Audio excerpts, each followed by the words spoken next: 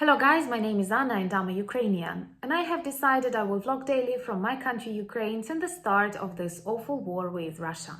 In my daily videos, I try to update you on the important real-life situations in my country Ukraine, and of course I'm always glad to answer your questions and to clarify some facts from our history, our culture, our background, or whatever interests you. And today I want to say a few words about one of my favorite persons in non-existing Russian diplomacy. We all know that is an oxymoron. Thank you for leaving this word, this term in comments. So I'm going to speak about Lavrov's reaction to new weapons that have finally started working in Ukraine. I have a separate vlog where I speak about the changes in this war after Ukrainians have received and started using and learned HIMARS and other high-tech weapons, contrary to old-dated Soviet weapons that Russians use. And definitely first the soldiers started to react, then the politicians, and finally I think people like Lavrov and Putin realized that this can tremendously change the outcome of this war. So traditionally Russian diplomacy, so-called Russian diplomacy, is a list of various threats that they express to the rest of the world as the kind of relations that they choose, like not neighborhood, not understanding, but like fight, suspicions and aggression. So constantly waiting for an enemy, they start attacking, and this is what they actually did to Ukraine and are ready to do to the rest of the world. And his words where he persuades that any kind of support, any kind of modern weapons that will arrive in Ukraine will lead to the rethinking, redesign of a special military operation in Ukraine is actually a threat to the world. Because, first of all, I have to say that I hate when somebody says special operation, because this is Russian propaganda and definitely it's not an operation, and it is a war. Also, it's not a conflict, because conflict is traditionally something smaller, something located in a small area of a particular country or territory, and here we have a full-scale war, and there are no safe places in Ukraine. Also, all the other words that some media and some politicians use, luckily less and less, we don't have to use, because this is Russian war in Ukraine, not even Ukrainian war, because Ukrainians lived peacefully and had their plans for the rest of the life, and Russia interfered, interrupted and destroyed many of them. So here it is Russian war in Ukraine, not just aggression, not conflict, not something else, not anti-terroristic operation. I was against this term back in 2014.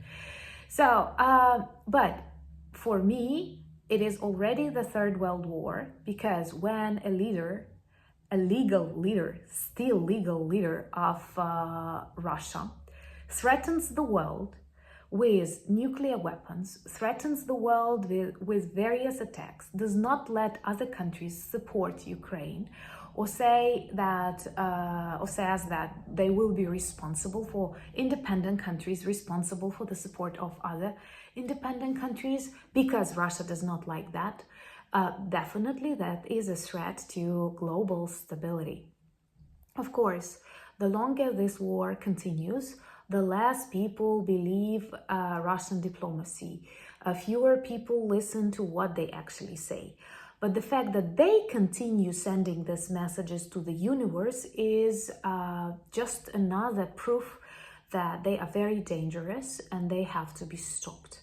And one of the messages that I very often repeat in my vlogs is the question: how come still so many influential world politicians do not imagine, do not think, do not visualize themselves Russia without Putin?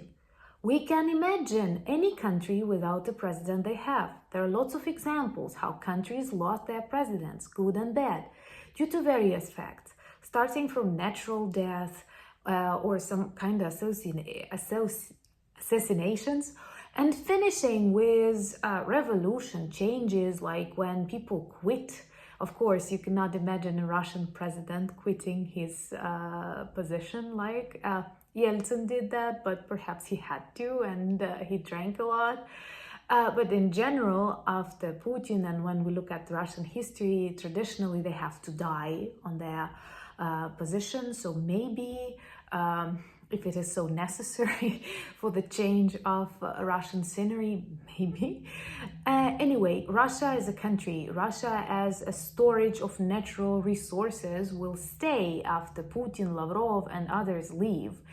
And threats like the ones that you cannot support Ukraine, otherwise we will rethink the borders of this special military operation, we will continue still in territories, is just another proof that if Putin, Lavrov and co, and of course their orc troops are not stopped in Ukraine, they will continue to other countries.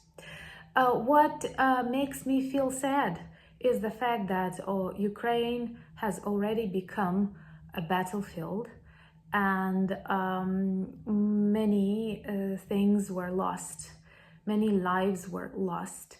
The infrastructure is destroyed in so many regions, and it's really difficult to imagine how to rebuild all of that now.